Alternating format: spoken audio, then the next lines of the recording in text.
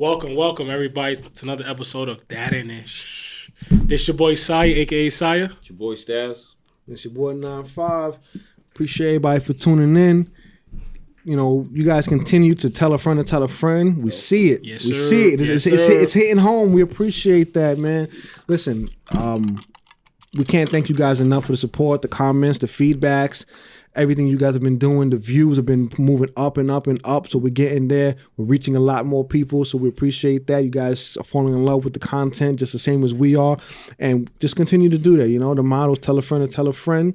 Just make sure you're telling them May 27th.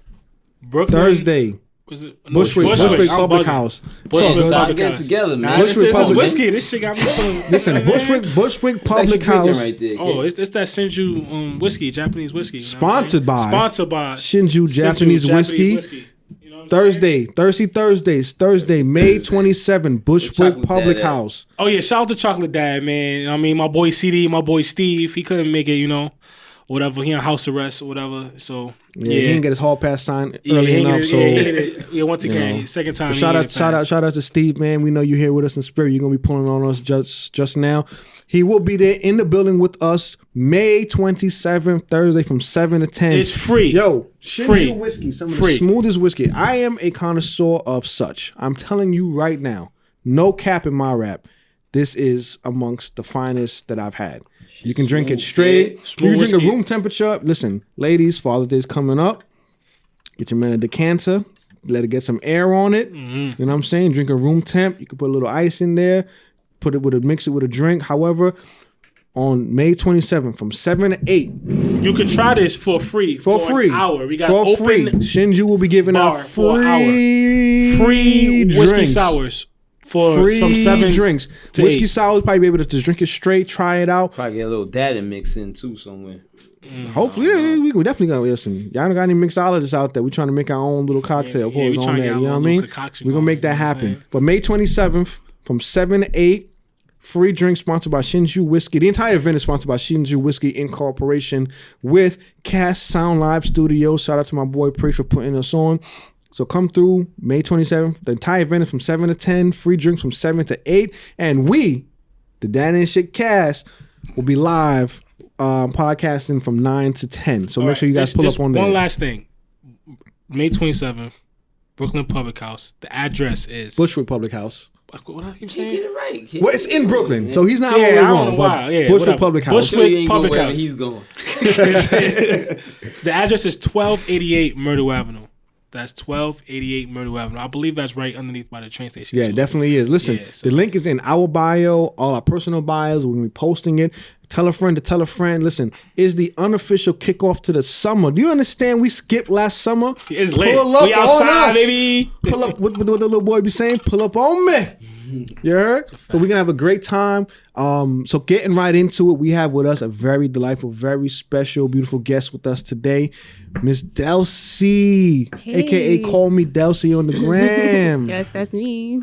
What's up? Yes. Nothing much. I'm happy to have you here with us. You know, so go ahead and let's let the people know a little bit about you, what you do, and then we'll go into why we decided to, ask you to, come on board with us and bless us with your presence. Well, thank you. I'm actually happy to be here. This is really cool. So my name is Delsy. Instagram, call me Delsy. I did that because a lot of people just get my name wrong. It's so simple. It's 2 syllables, but they still get it wrong. So I just put call me Delsy. But yeah, so I'm a spoken word artist, event curator, life coach, author. I've been doing spoken word for a long time. That's kind of how I started with the events. And I guess we'll go into that later on. But that's just me. I love people. My passion is people. I'm always here to help, encourage, inspire. Those are like my main things. So yeah. And I'm also known as the pastor's daughter all my life, but whatever. So that's pretty much a little brief intro. That's fine. Right. Let me kick up the first question. I got the question. She's waiting on you at the door. First question that I have to ask. Maybe me or everybody else who's out there watching this. What is a life coach? Okay, so a life coach, that's a great question actually, because a lot of people confuse it with like mental health and counseling.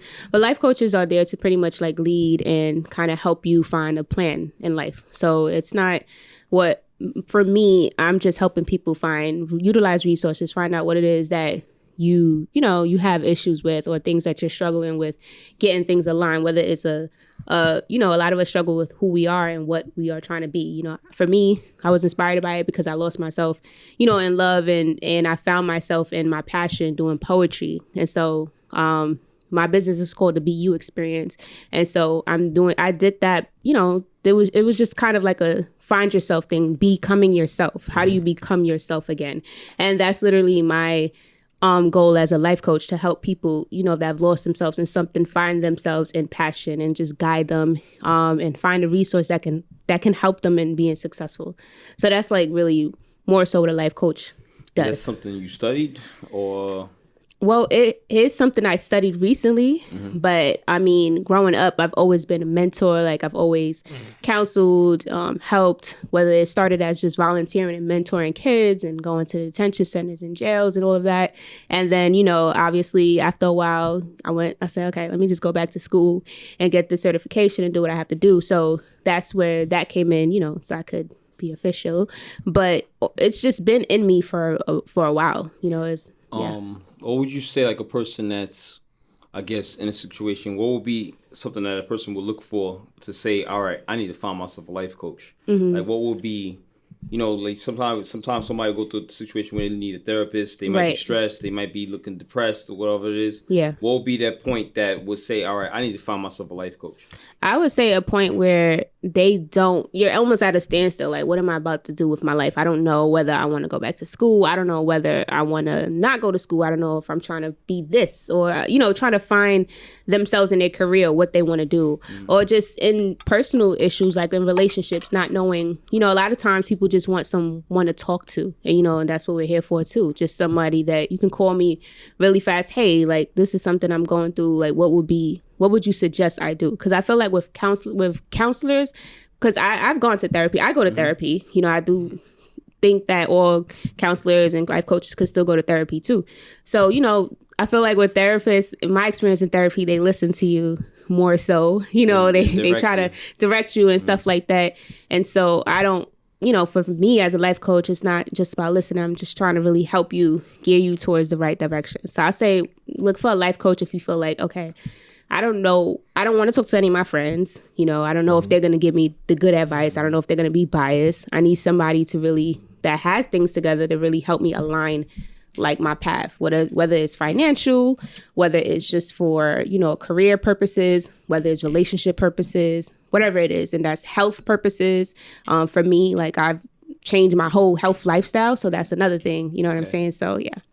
So I have a question, right? So kind of a two-part. So you mentioned that, you do go to and seek therapy, right? Yes. Which I feel like it might not necessarily be something I would tell everybody, oh, you go to therapy or whatever. But like I myself have gone and seen therapists because there are things that like I needed to work out, and I didn't feel like I had an objective person that I can just talk to. I feel like everybody in your life is rooting for you in some kind of way, whether it's for you to fail or for you to succeed. But they have a vested part in you. Yeah. So I don't feel like I was getting the necessary unbiased opinion and help that I could get. So that's why I sought out therapy, right? But do you think that folks who are apprehensive to therapy might probably lean more towards getting a life coach? And if so, why? I would say, yeah, a lot of people are apprehensive to go to therapy because they feel like, well, I'm gonna go to therapy for, you know what I'm saying? I feel like there's a stigma around it. Yeah, there's a stigma, and I've heard a lot of people that have gone to therapy and say this person doesn't understand me. I don't want to go to therapy anymore. A lot of people go to therapy and quit, and so I feel like with a life coach, it's more. I don't want to say easygoing, but we focus more on. I feel like with therapists, they listen to you. But are you really helping me find the resources to where I have to go? Not saying therapy is a bad thing. It's great. But I also want, in my experience in therapy, I want someone to help me find the resources. Like, where can I go? Because a lot of people don't know what to do and where to go. And I feel like a life coach would gear them more, okay, you can go see this financial advisors, you can go here. Okay, so you actually pretty much answered the second question I was going to ask you, right? So you mentioned in terms of getting resources and things of that nature, right? So if you can give me like an example of like, and would you kind of start it off where like what resources you might have or direct people towards that, like I said, remember therapists, once your session is done, you know, I'll see you the next time I see you. And I can openly speak about it. So when I went to therapy, a lot of it was just being able to speak out what you feel like, you know, you're having issues with, and they kind of help you get a little bit of clarity, and you kind of problem solve it in yourself. Yeah. But with a life coach, based on what you're hearing, is like I'm going to help you get that resource. But like, what are some of the resources that you will help, you know, coach or navigate people to work towards? Well, over the course of the years, I've expanded my network. So I've connected with financial advisors, help nutritionists, fitness coaches, people that are in beauty and all sorts of, you know, areas in life. And so one would be financial. A lot of people need help with credit. A lot of people need, you know, help with figuring out how do I, because I was there once, you know, I had to find someone to help me get my finances back in order. So, you know, that's one, you know, so financial advisors, I'm connected to a lot of people that can help with that, with gearing you to somewhere financially.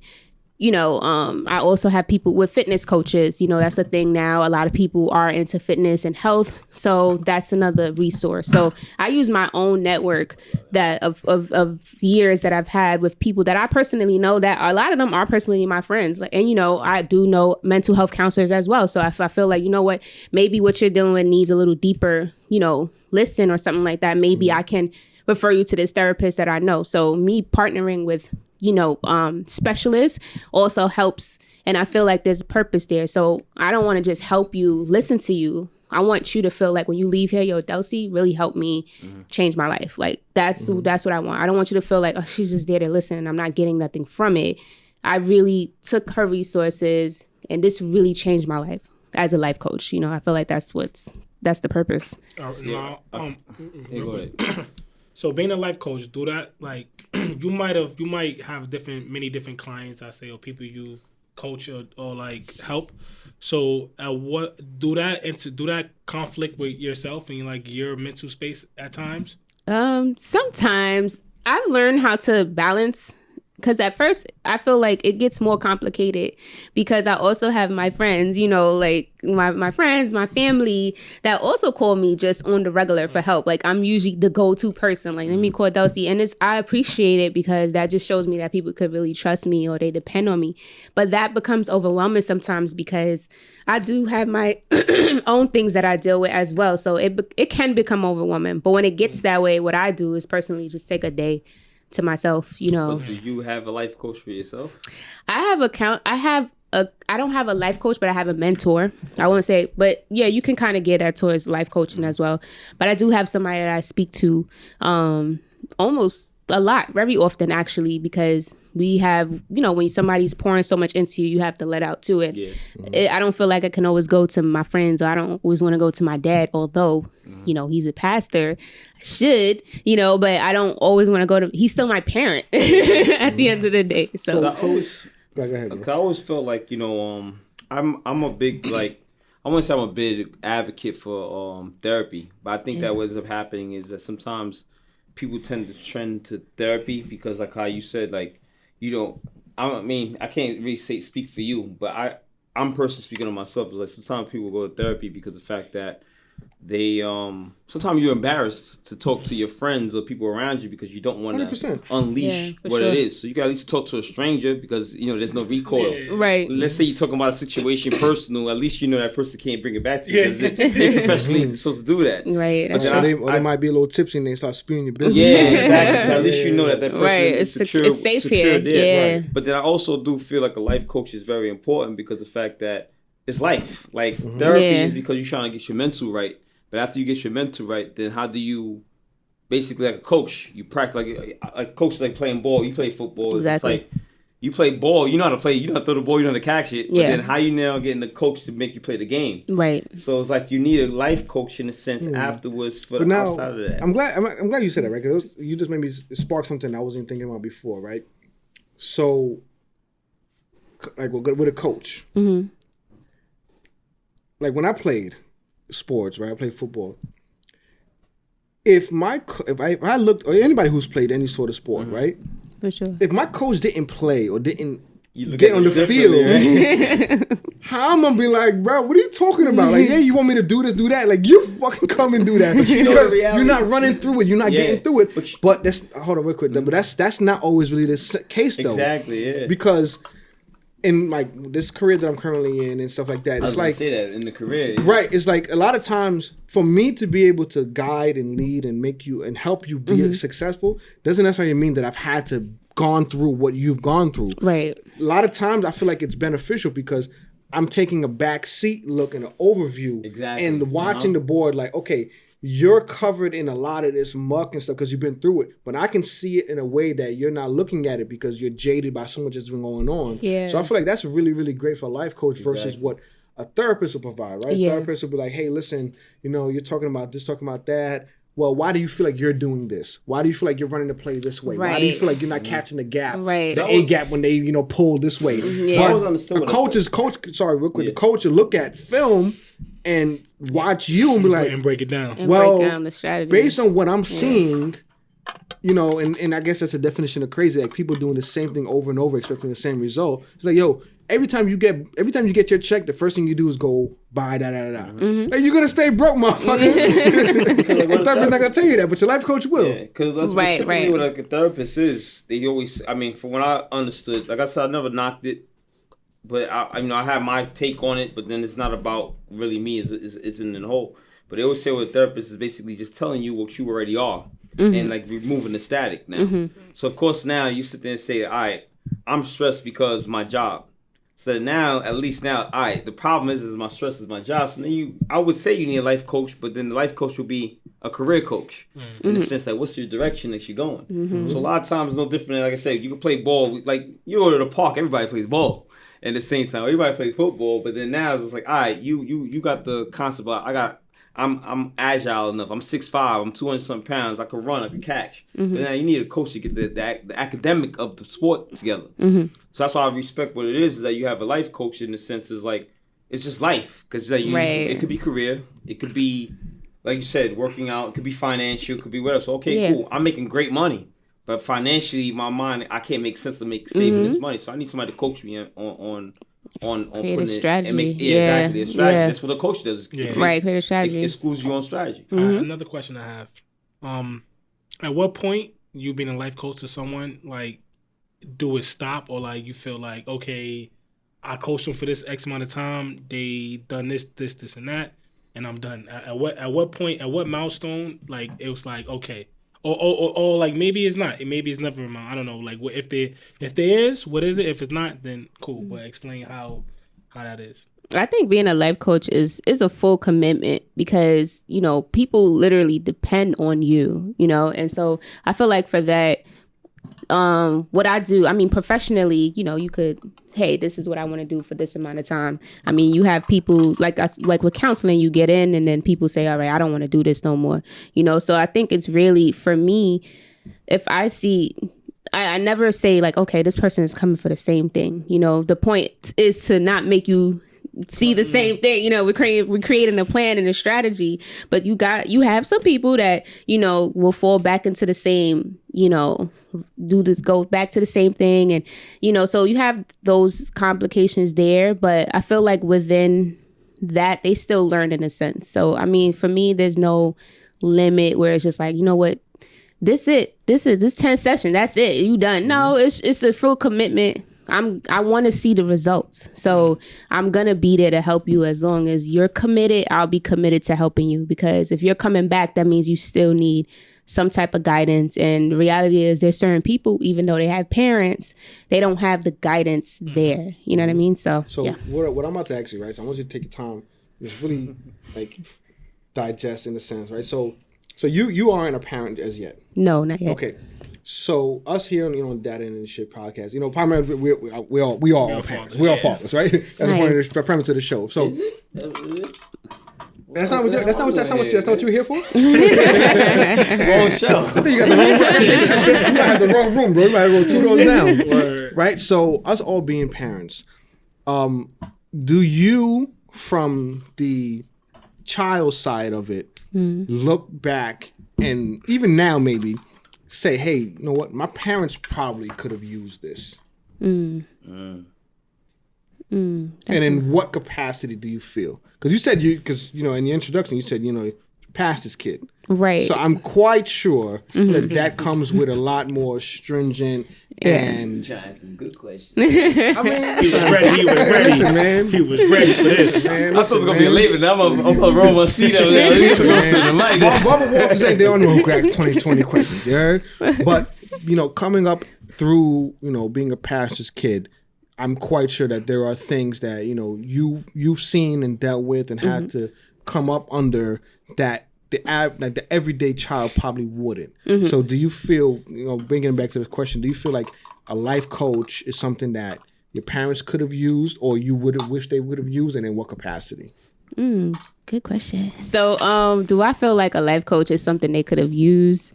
No, I'm glad they didn't use it. My father, although he's with him being a pastor, with me having that type of spiritual guidance, they kind of just let me. My father didn't have me like confined. Yeah, he was strict to a certain extent, but he wasn't so strict to where I wanted to rebel. Like he was really that type of dad that would sit and have a conversation with me. He strongly felt like every conversation could be solved. Every conflict could be solved with a simple conversation. So that's how we solved our issues. It was never yelling and nothing. It's like, I don't know him, but I like him already. but it was always like, let's go outside, let's talk. And he would take us outside the house. We'll leave the house, take a walk, and we'll talk outside. Because he always felt like whatever's going on in here, and pull you away from this environment. Let's talk about it. And that's how we solve the problem. So I've learned through life how to solve issues with communications. That was a big thing. So I feel like that alone, that went a long way, because that's really hard. That's a big thing for people, communication. That's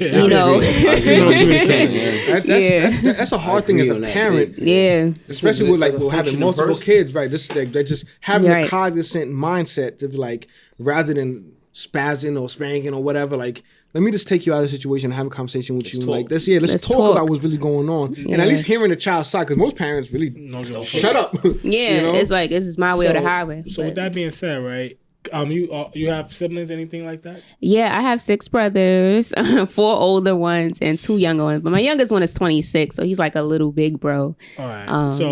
So that same format, that your father did, that was for everybody. So give me a scenario maybe Yana crib wilding. He gotta calm everybody. You know what I'm saying? You gotta calm, especially with boys. 4 5. Yeah, you gotta calm 4. So wait, so that means that you're the only girl? I'm the only girl. Yeah. So with my brothers, it was a little different, because now having 6 brothers, not all of them grew up in the household with me, but having brothers, they have different personalities. So everybody is different, really different. It's crazy. You have the real quiet one, then you have the one that's bugging out, wilding, then you have the one that's just super holy, right? You have that one, and then you have they were different. You have the best of all. That's good though. That's good. All the worlds, yeah, so I've seen different perspectives, different views of men growing up, and some of them, 3 of them are fathers now. Married, 2 of them are married, so it's just different. But my dad dealt with them differently because the one that was wilding, he probably had to smack him up real quick, right. Something like that. But it wasn't abusive. But overall, it was always. I've seen times when he'll gather all my brothers, and they will be talking. They would have a conversation. That's the same way he handled me. It's the same way he said, "Yo, let's talk," and he always took them outside, and that was that. And they had a conversation. By the time they come back in the house, everything calm. See, I'm trying to figure out how I ask that question, because it's interesting to see a woman that you're around a bunch of men. So then now it's you have different aspects of men, just no different than us sitting here. It's 3 different kind of guys, 3 different backgrounds. So then as a woman, let's say, of course we have women that listen and watch, whatever like that. What does that do for you as far as, because of course in the world where it is, people paint the picture of what it is for men. Right. You have 6 different ones to Well, 7 because you got 6 brothers and their father. Right. Yeah. That's funny. Yeah, even 7 because one is the one that's your father, and then now you have 6 who's your brothers. So it's different relationship, because it's a different level of respect. Absolutely. What does that do for you as, I wouldn't even say as a woman, but also as a person, in a sense, it makes me more. I feel like it makes me more understanding to certain situations. So whereas some women, like I've heard, like with dating wise, like some women would just be like, oh, I'm not dating him because he went through that. So for me, I'm like, well, like I have a brother that's incarcerated right now, right? They sentenced him to 10 years, about 6 years ago. So he's been in there for a while. But for me, he's a good guy. He got caught up in the wrong situation. But he's a great man, but you have some woman that will be like, oh, I'm good because he went to jail. He's a felon, but right. So for me, my intake, not to say, if I meet a felon, if I'm single and I say, okay, let me meet, I meet a guy, he went to jail. I would try to figure out why. I would probably have a real conversation with him and figure out what happened, what's going on, where you at. I'm not going to be so quick to say, nah, I'm not dealing with you because you went to jail. So to me, it just makes me see a different perspective of their minds and where they at. So yeah. Like say now, like your brother, since now you have a personal relation. Yeah. Now let's say a person that's been locked up. Right. And he's coming out. Yeah. And now you're a life coach. Right. So then, a life coach is going to come around like, yo, typically when I respect guys who are locked up and who's trying to make a better life for themselves. They go get their GED, they get education, sometimes they more educated than the guy who's already free and willing. Mm-hmm. So now he comes out, but then he comes to you and say, I have issues dating. All these women don't want me because I got locked up. Yeah. Like, you have both sides of it because you understand the personal side because it's your brother. Right. And what about the person that's not your brother? Because, of course, right. I think respectfully, we all will agree. Your man's got locked up. Your brother get locked up. Yeah. He's a good dude but then he also has victims. Absolutely. And I'm one of the person. It's just free zone when it comes to me because it is. I don't know why I wasn't there when you did what you did. Right. But then what do you say to a person like that? That's not your brother. Right. Like, how do you direct them? Because I'm trying to not make it a long-winded question, but I get you it. have a certain kind of respect. Right. How do you give a biased coaching? Okay, that's good. To that person. Well, for me, I would just simply tell them, like, get to know, like you would get to know everybody that you meet. Get to know your partner. Get to know the person that you are dealing with. In friendship, relationship, anybody that you meet and you want to establish some form of relationship, you have to really get to know that person. So if part of that person is, okay, I've been to jail before, get to know why, don't just be quick to say, but at the same time, if you don't want to deal with somebody in jail, you don't have to deal with them. You know what I'm saying? So it's like, get to know them. But if you really don't want to, you don't have to. It's just more so like, don't close the door. If you feel like there's a part of you that wants to know, then there's nothing wrong with that. And you can't don't worry about people judging you because you really want to get to know somebody that has been incarcerated. So not to be biased, but even if I didn't have a brother that was in jail, I'm still going to try to, just get to know who you are. Maybe we could be friends. Maybe I'm not going to date you, but I'm not going to just say. It's funny when you say that. I have a saying myself. It's like, if I ain't your cup of tea, then don't add no sugar. Don't add don't change the tea bag. Don't make it hot. Don't whatever. Just leave me be because somebody's going to want me the way I am. Yeah. Because I'm a bigger believer in not compromising who I am. Yeah. I'm cool with compromising my time and space, but I'm not comfortable compromising my person. Yeah. Because at the end of the day, it's like, people will be quick to try to change who you are. Yeah. And absolutely. Whether it's dating, whether it's for your job or whatever, and next thing you know, they ain't with you no more, and that person took that you with you. So let me ask you, do you ever come across, or is this part of maybe the way that you be a coach, where you take the experience of others, not only putting other people's business out there, but you take the experience of others to help sort of develop yourself as a coach? Because, keeping on, I guess, on the same topic of, okay, you meet a young person or a young man or a grown man, whatever age it may be, who was incarcerated for whatever reason. Now they're back out trying to acclimate themselves back into society. And they're finding it difficult to potentially meet a mate or somebody because of their past. Right. But say you've gone through 3 or 4 situations where you've coached and helped, and you mentioned that you mentor youth who may be incarcerated. Yeah. Do you take those collective experiences and say, okay, well, collectively what I've normally seen is this, that, and the third, and try to help guide them, or do you just take each situation as a one-off? Yeah, I would take, each situation as one-off, because you're dealing with different people and different personalities. So I wouldn't handle every situation like I've handled one situation. So I'll deal with John differently from how I would deal with Peter, So, he might have a different, because even if it's a similar situation, they have different perspective, different backgrounds, different ways of being brought up, different ways. It's just so different. Like being mentoring detention centers, 2 people could be in there for the same exact reason, but they deal with it differently. And for my brother too, like he's incarcerated. I mean, he didn't harm anyone, but either or, you have some people that's in there maybe for the same reasons or worse. But for him, he's looking at it like, this, let me just do what I got to do and get out. You have some people that's gonna, they won't make it. They kind of just crack under pressure. So this is what I call a loaded question, right? And I'm glad you answered it in that sense, because what I've found in folks who I've come across who are therapists and different therapists that I've also seen, right? So, when they were in school, and I think a lot of people who've gone through get their undergrad and stuff like that, they take a psychology course here and there.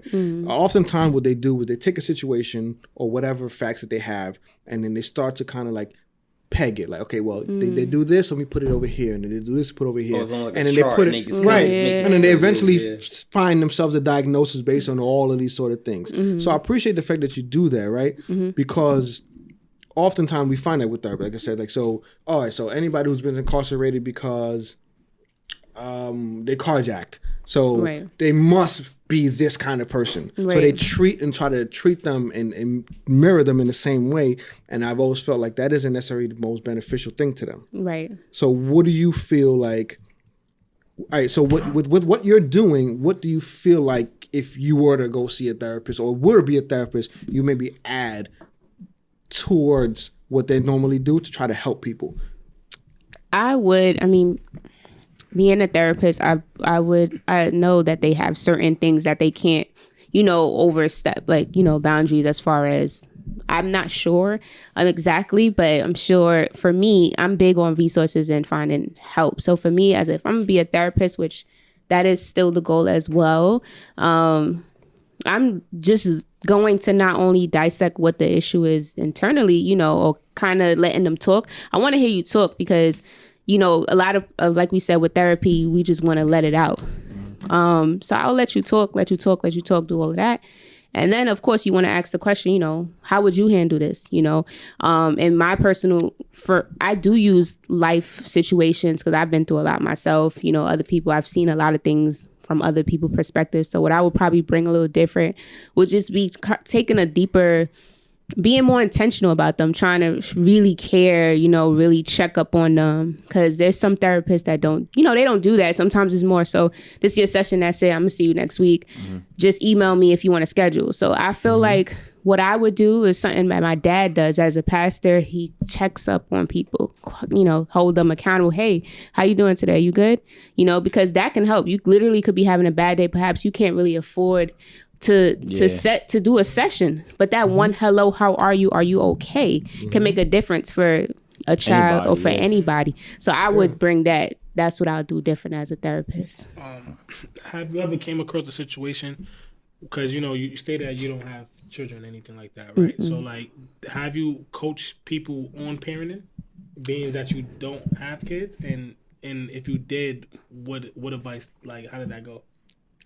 For me, yeah, I have. I've come across people that for that's always been a little bit difficult for me in the beginning because I don't have kids. So a lot of people, when you don't have kids, they feel like you don't have kids, so you don't understand what I'm talking about. That shit is true.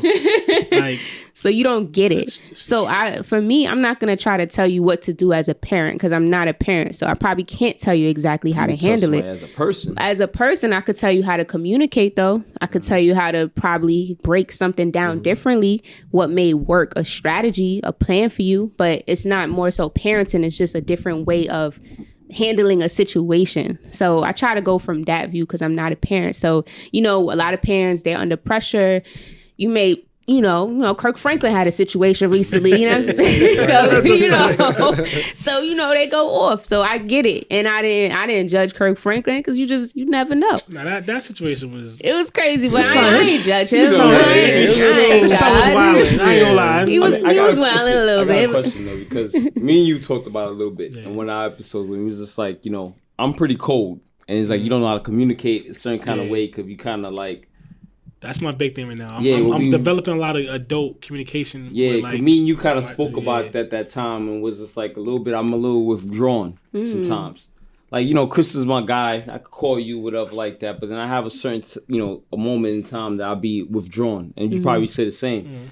So it's just like, it has nothing to do with being a father. But then I would like to not be more so withdrawn because I go into a box, I get tough. And my way of almost dealing with things, like, I don't give a fuck. Like, that's really like my way of doing it. Because that's it's just easier. Yeah, and you laughing, I guess you can understand, because my easiest way of coping with it is I don't give a fuck. Right. Because it's like, I'm trying to like kind of woke you in my world in a sense, where it's just like, part of it, I don't know if it's about being a man, part of it, I don't know if it's about experience. I'm tough. Like, and I keep saying every episode, but when I say I'm tough, it's like, I probably could be a little bit ruthless sometimes, because it's my coping mechanism. Like, I'm gonna be I don't give a fuck because in my mind I already said the person don't give a fuck about me, so it's easy for me to deal with that situation. So now as life coaches, what would a person like you say? Because I'm pretty sure what I'm saying, I'm not special. That's just me. Just like if we could say we both going through something similar, I'm sure there's other people out there.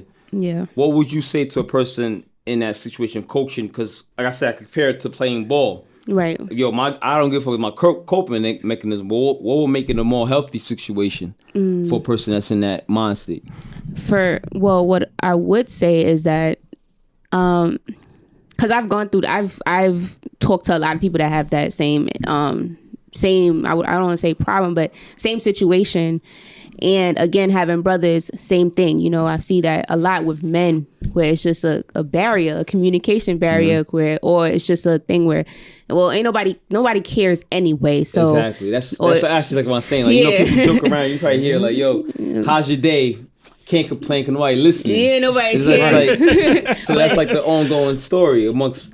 Yeah, I think just having I try to encourage people to just have I look at every situation as a growing experience, and there's always someone that cares. Like, even if it's one person, there's somebody there that will listen, you know? So I try to, if they never had anybody listen before, I'm here. I want to listen to you. What's going on? You know, like a simple, how's your day? How was your day? Tell me, how was your day? Like, really explain to me what happened. And, you know, and in that you realize you're little by little, you're breaking in and you literally just telling me how your day went. But you went in for like 15 minutes. Yeah. You know? You didn't realize that you had that much in you. Right. You don't even know. You're like, dang, I just, you know, I'm opening up little by little because I'm just really just talking to you, just building a relationship, not really trying to dig into your business. But I really want to know how you doing. You know, and what's your thought about this? That's you. That's you. Because like what I'm saying now is, what does a person do? Because I could say to a certain degree I go through that. So like, I guess you could say I will put a smile on my face just for the fact that for me to function through a day. Like, I get out of bed at the end of the day because of the fact that I know I got to work, I got to provide. Whether my kids is with me or without me, I know that I'm doing whatever I'm doing, not for face value because I can't see them. Yeah. But at the same time, too, is that, you know, I wouldn't say I hate my work. But then, it'd be hard. Like, since I'm all in bed, I'm just doing it. I don't know why I'm not even doing it anymore. Because I don't reap the benefits of it. Yeah, I get but somebody else reaps the benefit of it. So it's just like, how do you, in a sense, I'm trying to ask the question in a sense for myself to understand, but anybody that might be listening, because it's like I could say I go through moments in time where it's just like I don't know what I'm even doing it for, because I don't reap no benefits of it. So there's no difference, like in a sense, I keep relating because I think life coach, I'm thinking sports. Yeah. So like, that's good. You playing what's the word? What's like say ball, or let's say football. Why are you pulling the blitz? Because you trying to get the fumble, or you trying to get the person turnover. So what am I doing for what purposes that I'm doing what I'm doing? Like, why am I making this formation with myself? Right. For me to create the person that I'm trying to be. Like, why am I gonna go out there and speak to a random person? Not just say random, like your person. When I say your person, because it doesn't have to be necessarily a person you with. It could be a family member. Like, as a coach, what would you recommend? I'm pretty sure what I'm saying, I'm not special. Like I said, I get it. There's somebody out there, and that's why we make this platform, because you're saying absolutely. There's somebody out there that's going through something that it might be more severe than I'm even thinking. That I can't even, I'm able to at least ask the question, but there's somebody out there that can't even ask the question. They can't even get it out. They don't have nobody to ask the question to. Yeah. They don't even know what's going on. Like, I kind of got a little bit self-awareness that there's a reason why I feel the way I feel, because it's like, whatever, I can't even actually explain, but I know what's going on with me. That's part of the therapy and then the life coach. But now I know what's going on with me. How do I fix that situation? So what I would say, one of my friends used to always tell me, earn your sleep. So when you go to bed at night, you want to feel like, I earned this sleep. You know, what did I do today that made a difference? You know, and I feel like some days we wake up and we feel like we can't do nothing. But my thing would be to set intentions. If it's just one thing, because sometimes we struggle with doing just one thing, you know, or you just get up and your mind is just so cloudy. So you just like, okay, I'm supposed to be working. Then you get distracted and you do something else. But I would set goals for yourself, whether it's weekly goals. And if that's hard, daily goals. And if that's hard, hourly goals. Just something, you know, to keep you pushing. Just set a goal for yourself. Because sometimes you can set a monthly goal, but then, you know, you working out one of those days and 30 days you slip, you know, and then two-week goal, that may be a lot. But you set a daily goal for yourself, like today, all right, I'm going to go to the gym today. So, you know, at the end of the day, y'all went to the gym today. That was one thing that you said you wanted to do and you did it. So that's just one. Then you work your way up, you know, just create goals, set goals for yourself, daily goals. Because I feel like, I feel like daily goals is easier to, it's easier to tackle down, even health-wise. Oh, okay, cool. I'm going to go a week without eating certain things. So today for these 3 days, I'm not eating no meat, you know? So you start because for me, I don't eat meat anymore, but that didn't happen overnight. That was just a little by little. I'm gonna be real, I'm stubborn. I'm gonna be real. I'm trying to. Sure. Yeah, it's a lot of people. So you remind me of my brother. I'm asking rough questions on you on purpose, because like I said, I ain't the case study, but I'm stubborn. Yeah. So it's like what you saying, I feel you. Yeah. I'm not disagreeing with you. Yeah, you know, get up in the morning. But then now I'm gonna hit you with something like, all right, I got up this morning, I worked out. They ain't doing it for me. All right, I got up, I went to work, I got dressed. They ain't doing it for me. All right, I showed up to work on time. They ain't doing it for me. I done that. Right. I did all that. You know, we do the push-up challenge, whatever like that. I get up in the morning, I do my push-ups. I wake up and I show up for work on time. Yeah. I go through my moments in time real. They ain't doing it for me. Absolutely. Like, I'm showing up. Yeah. So then now, next person and I'm saying this for people who out there who's scared to even make a call to a life coach. Yeah. Now, then what? Yeah. So at that point, I would pose the question, like, what do you want to do? You know, what are you most passionate about? What's something think of something that moves you, you know, because clearly going to work, it's not doing it for you. You know, working out ain't doing it for you. And for a lot of people that it don't cut, you know, I've gone through the same thing. But what moves you? Is it your child? Is it, reading a book? What is it that really moves you? What do you feel like you could wake up every day saying, yeah, this is it? You know, and I feel like when you tap into, if I can help somebody tap into that, like, what is it that you really, and that's a struggle for people too, because they don't know. Sometimes you really don't know. Like, you like, I don't know. Yeah. What I learned, real quick, I'll let you go, is like, I had to find my purpose. And it's because I sat back, I went to school for IT. I don't do IT, but I'm great with computers. I used to can't make money on it. So then I started finding my ways, whatever like that. I'm only saying in this to say what my point is, like, what you can find to help you is not nothing that it's pretty much what you couldn't even think in your head. You gotta be creative in the sense. Yeah, it's something that was instilled. It's still like there's things that's in you from when you're a child that you didn't even have to go to school for. Like, I didn't really have to go to school to mentor anybody, but that was something. You in the beginning. Yeah. I'm like, did you? But like, what kind of expertise you have in it? But then like you don't. I truly believe is like, and it's funny, like, respectful to any therapist because you have a education, but it's just like sometimes it's a simple thing of the studying of understanding and listening to somebody. Oh, absolutely. You said it's communication. It has to be 100%. So real quick, what he just mentioned, right? So as I said, I am an advocate for therapy, but I also say that he hate therapy, but and that's he not the do. situation. No, I don't hate it. He hate it. But I not only am I an advocate for therapy, but I feel like people got to go to therapy to find a therapist that fits you. Right? Absolutely. And I've said this before on the podcast. 100%.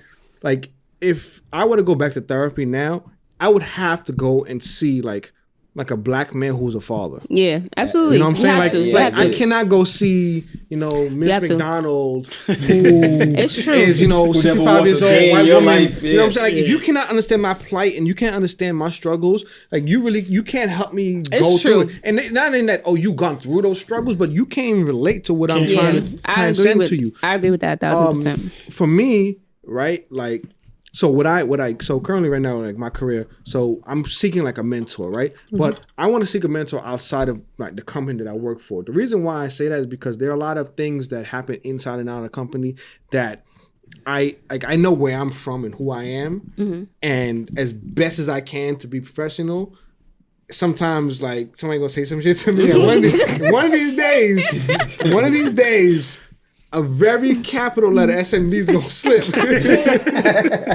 and it's just not. It's career suicide, right? But it is. But 100%. But for me, it's like I need somebody who can understand what I'm going through because like what I'm currently doing, like I've hit the ceiling.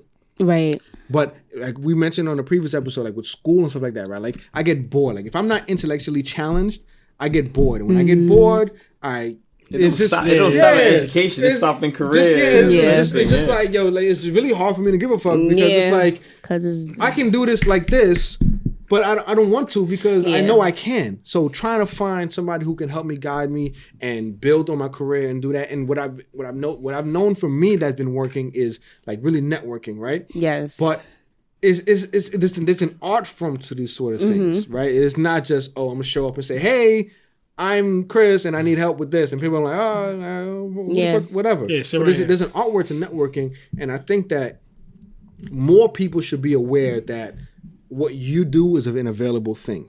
Yeah, absolutely. Because when we met the other day, and I like a life coach, because I've known other people who have gone and seen life coaches, or people who are life coaches, but I'm like, you don't see that, and you don't see them coming in the package in which you are. Right. Right. You don't see a young black woman in society being a life coach. The life coaches that I've come across and seen, they're fucking 95 years old with millions of dollars to give away by a wing at a hospital somewhere. And they're like, hey, listen, man, the way that I did it was I put my money in this and that was it. Like, that doesn't work anymore, bro. You're not with the times and you're not here with it, But I want to say something because, like, I don't disagree with therapists. I don't disagree. It just ain't my thing. No, I can understand. He hate him still. No, I don't hate him. I ain't know why I hate. I mean, I hate some people, but it ain't got nothing to do with. It got nothing to do with therapy. Therapists I don't hate. It's just the fact that I think more realistic for me, a life coach is more serious and realistic in this because I think I'm pretty in tune with myself. I know what's up. I know what caused me to be the person that I am. But then it's just like again, I keep relating back to sports. It's like having I know a strategy. Exactly. I know I grew up on a basketball court. I could play ball, but I don't know how to play. I don't know how to do ISO. I don't know how to do a post move. So I need a coach to get me right. Mm-hmm. I mean, I feel personally I'm past that stage of a therapist because I know what's up with me. It's just now. Like I said, I believe how to make it work. How do I get it? How do I get it? I'm very in tune. I may not be perfect. I'm very in tune to myself. I can kind of sense when something's going on with me, whatever. Mm-hmm. But I'm like, all right, cool. I know what's going on with me. Now, how do I fix like a mechanic? Yeah, you hear that little noise at the tire. You make that little noise. Right. Yeah, something ain't right. But who's fixing it? How do you fix it? How do you know what it is? Yeah, how you know what it is? That's something I tell people all the time, right? And like people have often said that knowledge is power. Mm-hmm. I highly disagree. Mm-hmm.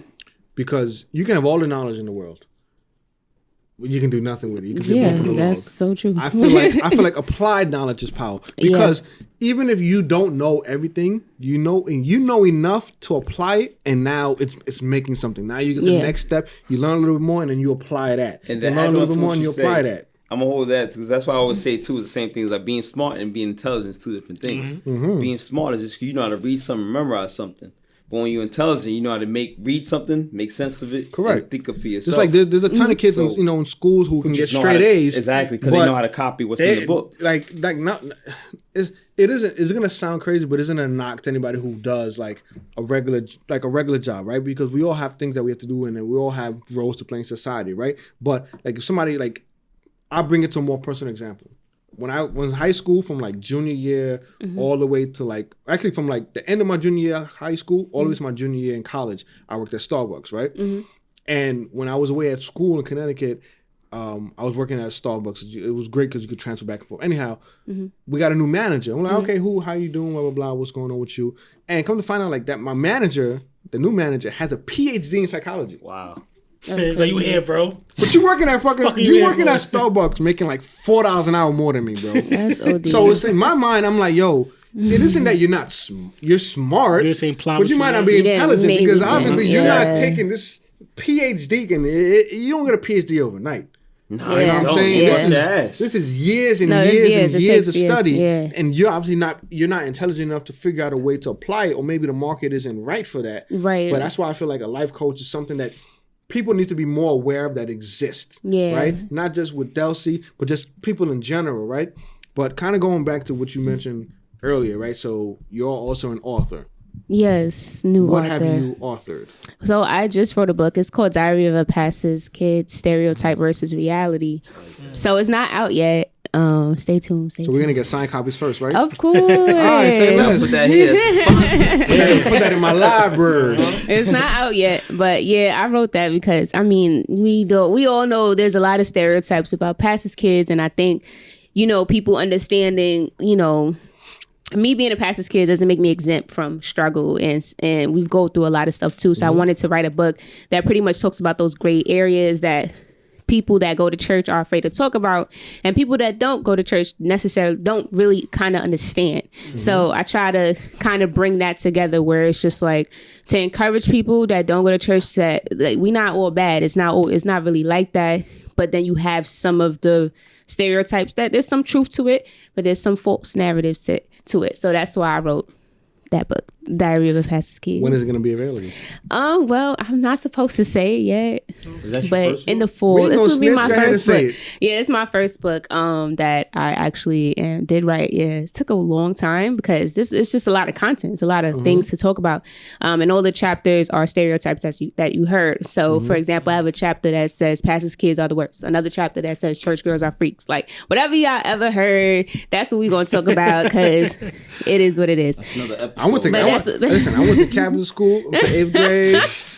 And I was an altar boy. So I'm curious to see your take on that chapter. So yeah, it's pretty cool. It's cool because it's real. A lot of stuff is real. I'm not afraid to talk about the realness of it, what it is, what it's not, and healing process. Because a lot of us PKs are hurt too. It's church hurt. There's a lot of things that we go through internally as well that not a lot of us are not necessarily comfortable talking about yet. So there's a lot of healing that needs to be done within that. Yeah, so I felt like, I haven't really read about it or seen anybody talk about it, so I decided to write about it. So, I agree. Yeah. I think that's a great lane. Finding something that nobody has talked about, but it's something that's relatable to you, right? I can't stand when somebody who hasn't been through a situation is talking about it, writing through it, just because maybe they heard it, but you didn't live it, so you can feel when something's authentic. Yeah, and you can hear it just coming off of you. Yeah. So I'm excited to read about something like that. Absolutely. Additionally, you're an event curator, you're spoken word. So I already know, nothing in the works just yet, but we're definitely going to be continuing to work together. We're going to curate some events. We're going to have some additional podcasts and shows. We're going to have, listen, the world is opening back up, fortunately for us. We outside. We outside, for real. That's the motto, you know what I mean? And we're going to be able to want to do those sort of things. And if you guys have conversation pieces, if you have questions, you have comments, if you want to reach out to the Delsy, you're gonna find her comment. You're gonna find her information in the comments below. Yes. We're gonna be tagging her on everything. She's gonna be tagging us. She's gonna pull up on what day? On the 27th. Yeah. May 27th at Bushwick Public House, 7 p.m. Shinju. You ready to see these two? They've been chugging it back. But listen, you gotta, you gotta sip slow with these Jones. But listen, Yes. we appreciate you for being here with Thank us. you. We appreciate all the information. Definitely appreciate Listen, it. folks. Good As I question. mentioned, I'm an advocate for therapy, but at the end of the day, you have to do what you feel is right for you. Sorry, I don't hate therapists. I Just like them a little. Right. Perhaps a don't situation. dislike them either. No negativity. No man. negativity, but perhaps the situation that you're dealing with, it might be more suited for somebody who is a life coach. Yeah, Maybe it could be a career find it, situation. yeah. Maybe it could be, something that a therapist might not be suited for. But at the end of the day, you're never gonna know unless you ask the questions. Exactly. Yeah. And that's the most Ain't no important stupid part. question. I agree. And what we're wanting to do here is put the questions out there, make it relatable for you. And if this sparks something in the back of your head, if you want to DM us and get her contact information, you Yes, just sure. DM Yeah. us straight. Tell How her- can they find you? tell Okay, everything. so you can find me on Instagram at Call Me Delsy. You can also find me on Instagram. Yeah, well, so Yes, you gotta spell that. it's CALLMEDELSY. Call Me Delsy. And also at the BU Experience. If you go on my page, you'll see the link to it. You could just click right on it. You can find me on that. My email, all my information is there, so you'll be able to You contact said me. BU. Is it spelled out? BU? It's BE? BU, yeah, BUY. Okay. BU Experience X with the letter X Experience. So you'll see it once you go on the Call Me Delsy page. And again, like you were saying, a lot of people, they don't look like me, and I just want to be that difference in the community, just to know that, let people know there are people that look like us, You and me, that me, yeah. woman, young, that have experience, growing up spiritual but still real. Growing up in the hood, I got 6 brothers. She got sick, brother. Don't try no know, bullshit. East New They York. gonna run down on you. Now we fuck with Yeah. her. We gonna run down on you East New too. York. That's dope, yeah. But I grew up in the projects too. So You ain't too good. right, Man, you can talk. it's a lot of stuff. But I've experienced a lot, and that has driven me to be as passionate about people. Just seeing different, aspects of lives going through so much. I feel like that has inspired me, and I hope I could continue to inspire other people. So yeah, please reach out. I'll be back. She definitely has. sure, She for definitely sure. inspires us, in terms of, and something that you mentioned too, that, we'll have conversation offline about, right? In terms of mentorship, that I feel like that's something that is lacking in our community. Oh, yeah, for or sure. even if it is out there, it is not nearly spoken about. broadcast. It's not Yeah, broadcasted. it's not real low key. Yeah. promoted nearly enough. So that's something that we also want to get involved in and speak with. But we definitely truly appreciate you blessing us with your Definitely Thank appreciate presence. you. Yeah. I thank you guys for Like I having me. said, May 27th from 7 to 10. Bushwick. What is it Public called? house. Messiah? Say it again. Public Bushwick Public Public House. House. Bushwick. May Public 27th. House. Bushwick Public House. Listen, sponsored by 1288 Myrtle Avenue. That's a fact. Okay, you got 7 to it. 8. Free liquor. Sure, Free entry. Bushwick. Sponsoring? Sinju Whiskey is in the So the building. free liquor will be from 7 to 8, but we will be performing our At live 9. podcast from 9 p.m. Yes. So listen, we're going to have some giveaways. We're going to have a lot of great content. We're going to be interacting. We're going to be shaking elbows. Bring your baby. We're Kissing babies too. I ain't Kissing kissing no babies. babies. COVID. Listen, we kissing, We kissing babies. babies, baby. Listen, we want you guys to come out, support. It's the kickoff to the summer. And listen, this is the very, very tippy top of the iceberg. We have so much more in store for you We guys. got a You lot have in no the chamber. idea. We got a lot in the I chamber. know, side keeping secrets. Listen, we ready to A lot in the chamber. listen. We're ready to make this thing. We're gonna ride this till the wheels fall off. And when the wheels fall off, we're gonna pick it up. We're gonna run with it. When our feet hurt, we're gonna crawl with it. The donut on it. No, we ain't. We're going to repair that motherfucking well. No, we're gonna make it happen regardless Keep of the fact. pushing. Listen, we appreciate you. Make sure you tell a friend to tell a friend. Come and see us. And shouts to Chocolate Dad that's not here with us, but you in here in spirit. I ain't calling you that still. Nah, man. But He said it. He said said it. it. he definitely said you. CD. Yo, So- Steve, we gonna holler at you next week, bro. We gonna pull up on us. Listen, everybody, we love and we appreciate you guys. Stay safe. Peace out. Peace. Dada. Dada. Dada.